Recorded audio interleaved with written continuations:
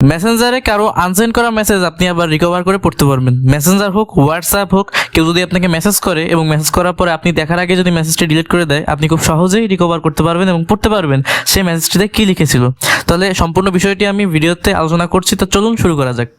তার আগে বলে রাখছি, আপনারা কিন্তু আমাকে একটু ফলো কম করছেন, সাবস্ক্রাইব কম করছেন। যদি আপনি ইউটিউব থেকে আমার এই ভিডিওটি দেখে থাকেন, একটু প্লিজ সাবস্ক্রাইব করে নিন এবং বেল বাটনটি অন করে রাখুন।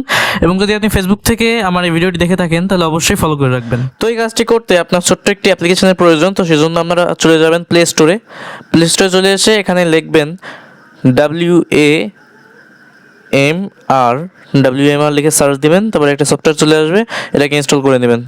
তো সফটওয়্যারটি ওপেন করার পর এরকম একটা লুক আপনার সামনে আসবে। তো আপনার এখান থেকে অ্যাকসেপ্ট করবেন, অ্যাকসেপ্ট করার পরে ইনেবল করবেন। এখানে ইনেবল নোটিফিকেশন হিস্ট্রি, এখান থেকে এখানে ক্লিক করবেন। ক্লিক করার পরে এই যে এখানে ইনেবল করে দেবেন এটাকে।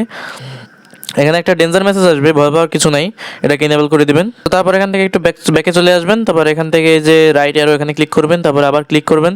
এবার আপনি কোন কোন জায়গার রিমুভ করা মেসেজগুলো আবার দেখতে চান, তো সেটার জন্য এখানে লিস্টটা চলে এসেছে। তো আমি এখানে হোয়াটসঅ্যাপ এবং মেসেঞ্জার সিলেক্ট করে দিয়েছি।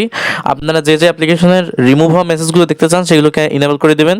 তারপরে নেক্সট করার পরে এই যে ইনেবল এখানে অ্যালাউ করে দেবেন। তারপরে আবার এখানে ক্লিক করবেন, এই যে টিক চিহ্ন এখানে এটা ক্লিক করবেন। কাজ শেষ। এবার কেউ যদি আপনাকে মেসেজ দেয় এবং মেসেজটা রিমুভ করে যায়, কোনো সমস্যা হবে না, এখানে আপনার সেই মেসেজগুলো চলে আসবে, আপনি এখানে যাবেন। এবং হোয়াটসঅ্যাপ ক্লিক করা আছে, আপনি যদি মেসেঞ্জারে দেখতে চান তাহলে মেসেঞ্জারে ক্লিক করবেন। এখানে নো নোটিফিকেশন ইট, কারণ আমি কেবল এটাকে ডাউনলোড করেছি, এই জন্য এখানে কিছু আসছে না। কিন্তু কেউ যদি আমাকে মেসেজ দেয় এবং সেটিকে আনসেন্ড করে, তাও কিন্তু এখানে মেসেজটা থেকে যাবে এবং আমি দেখতে পারবো সে আমাকে কী লিখেছিল।